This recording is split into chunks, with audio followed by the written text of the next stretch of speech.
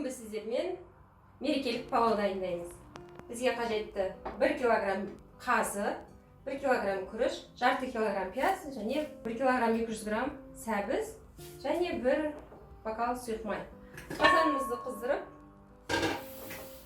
майымызды құямыз. Майы мол болғаны жөн.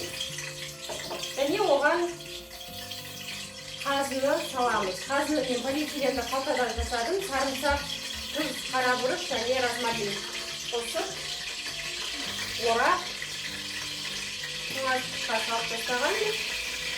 Соны бүгін алып, ерітіп, бөліктерге бөліп, бүгін тамаққа қосамыз. Қазымен дайындалған палау өте ерекше, кез келген қонаққа ұялмай қоя беретіндей тамақ болып шығады. 5 минут көлемінде екі жағын аудара отырып қуырып аламыз. Қазыны екі жағын айналдыра отырып, ең жоғарғы отта қуырдық, осындай қызарып, қарғайып қуырылған кезде сақтап туралған пиязымызды саламыз.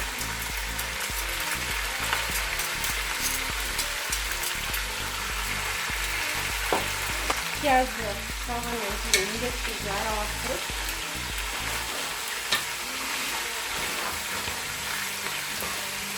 қуыруына мүмкіндік жасаймыз.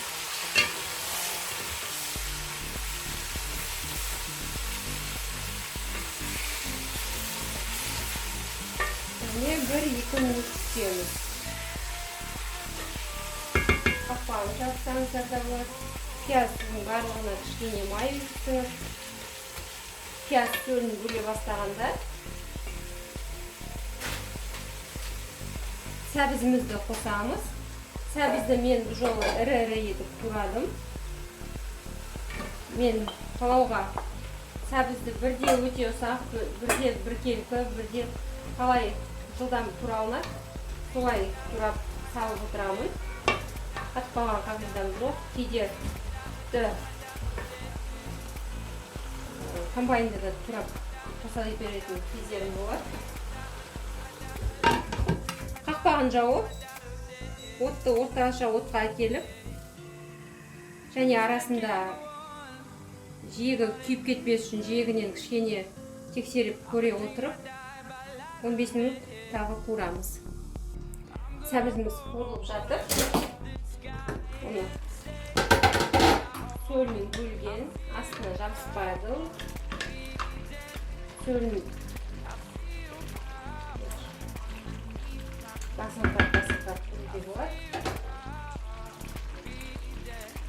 Осы кезде мен сәбізді жұмсарғаннан кейін 1 ас қасық тұз қосам, және араластырмаймын.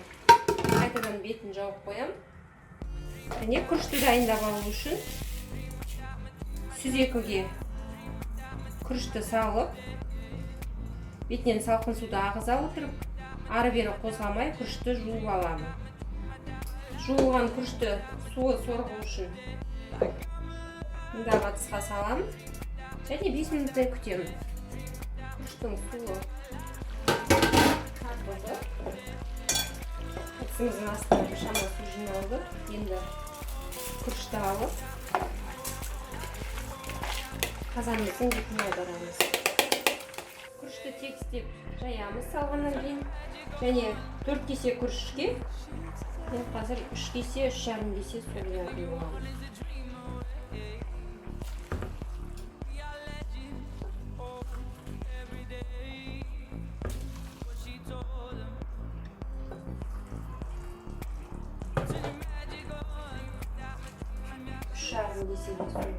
Жуық құйдым, және күріштің ортасына су баратындай етіп, ағаш қасықпен тескілеп шығамын.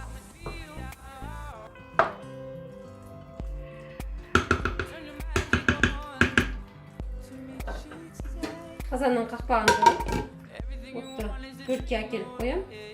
Және осылай 10 минуттан соң суы қаншалықты тартылды көріп, пештің несін 3-ке қоятын болам, пештің деңгейін. 15 минутқа уақыт өтті. және беткі суы тартылғаннан кейін бетіндегі күрішті мүмкіндігінше төңкеріп, астын үстіне төңкеріп шығамыз. Ағаш қасықпен істейміз. Және жиегін ішіне қарай батырып, күріштің бетін дөңгелектейміз.